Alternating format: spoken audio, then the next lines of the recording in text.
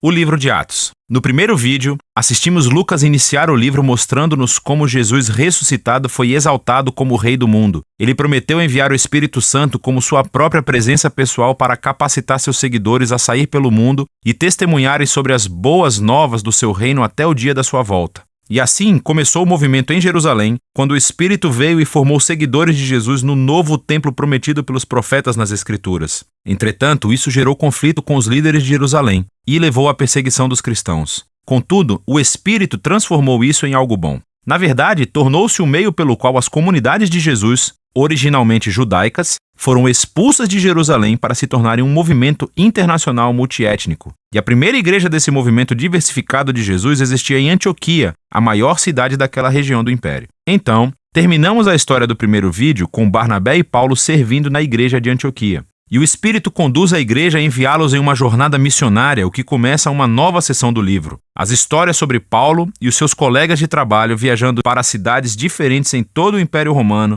anunciando as boas novas que Jesus é rei. A primeira missão é no interior, em um lugar chamado de Ásia Menor, localizada onde hoje é a Turquia, e termina com uma reunião importante dos apóstolos de volta a Jerusalém. A segunda missão é pela Ásia Menor e em seguida pela Grécia Antiga. E por fim, a terceira missão é por todo aquele mesmo território, novamente, e isso conclui a viagem de Paulo de volta a Jerusalém. Ao reencontrar todas essas histórias, Lucas destacou um importante número de temas, repetindo-os. Primeiro, é a missão contínua a Israel. Toda vez que Paulo entra em uma nova cidade, ele sempre vai primeiro a uma sinagoga judaica para compartilhar sobre o Rei Jesus que foi ressuscitado e como ele está formando uma nova família multiétnica de Deus. Agora, mais frequentemente, muitas pessoas reconhecem Jesus como o Messias, mas algumas se opõem a Paulo. Às vezes, eles até mesmo o expulsam da cidade como um rebelde perigoso que se opõe à Torá e à tradição judaica. E essa tensão culmina após a primeira viagem, levando a uma reunião importante em Jerusalém. Paulo descobre que há alguns cristãos judeus em Antioquia, e eles alegam que, a menos que as pessoas não judias se convertam ao judaísmo através da prática da circuncisão,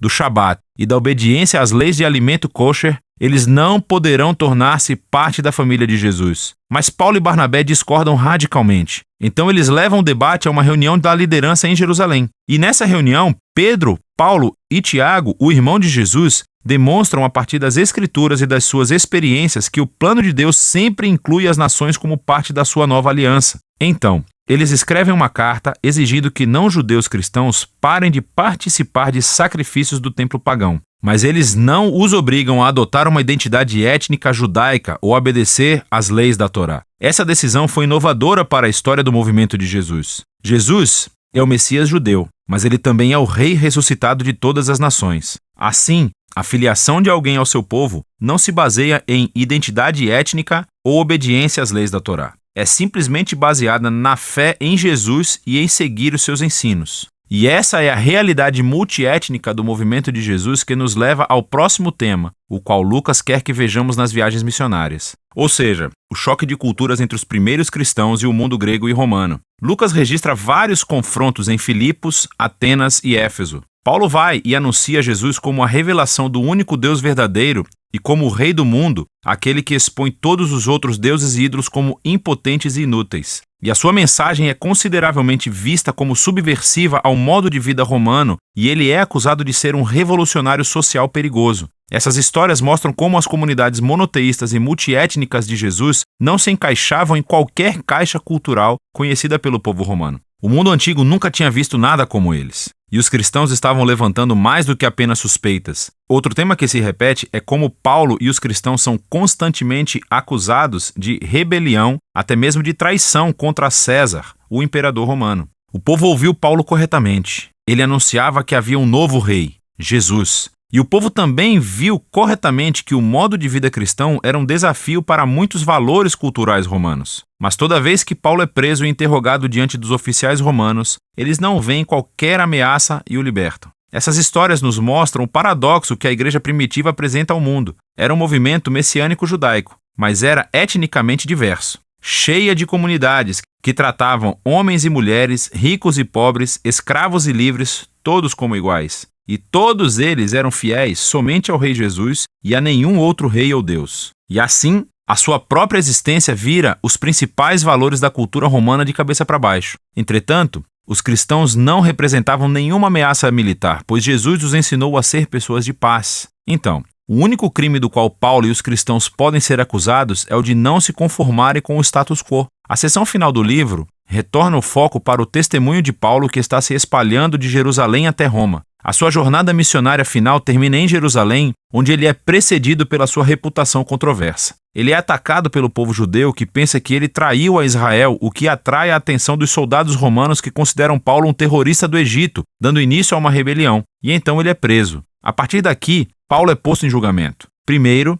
diante dos líderes judeus do Sinédrio em Jerusalém. Em seguida, diante de uma série de líderes romanos em Cesareia. Há o governador Félix, que passa Paulo para o próximo governador Festo, que eventualmente traz Paulo diante do rei Agripa. Ele acaba por ficar na prisão durante muitos anos, embora em cada julgamento as acusações feitas contra ele nunca serem convincentes. Porque tudo o que ele está fazendo é anunciar que a sua esperança na ressurreição se cumpriu no rei Jesus. E isso dificilmente é um crime. Mas, nesse ponto, a máquina legal romana não pode simplesmente ignorá-lo e assim, Paulo acaba pedindo recurso para o tribunal mais importante de Roma. Agora, seria fácil pensar que todo esse tempo de prisão estava sendo um contratempo para Paulo, porque a sua vontade era de estar na estrada, iniciando novas comunidades de Jesus. Mas o Espírito orquestra tudo nesse livro.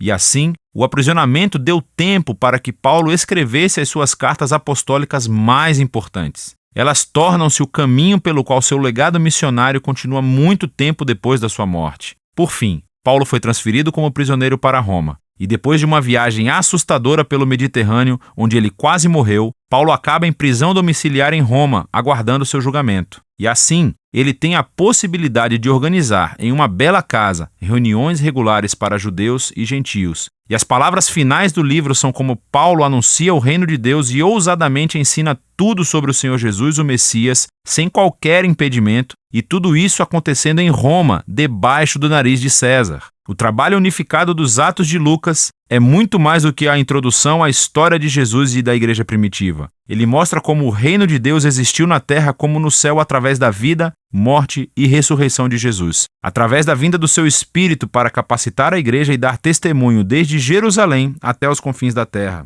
E como Lucas contou a história, ele nos deu exemplos do que é a fidelidade ao Rei Jesus. Exemplos em como compartilhar as boas novas do Rei Jesus que foi ressuscitado com palavras e ações. Significa formar diversas comunidades de Jesus, onde todo e qualquer tipo de pessoas se reúnem, onde são tratadas com igualdade, onde são fiéis ao Rei Jesus e vivem os seus ensinos. E tudo isso é feito confiando no poder e na orientação do Espírito para liderar o caminho a ser seguido. E é disso que trata o livro de Atos.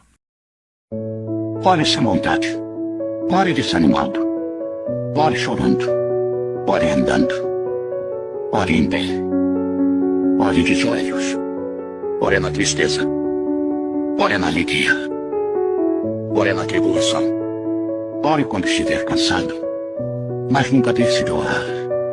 Continue orando, onde tem oração tem vitória.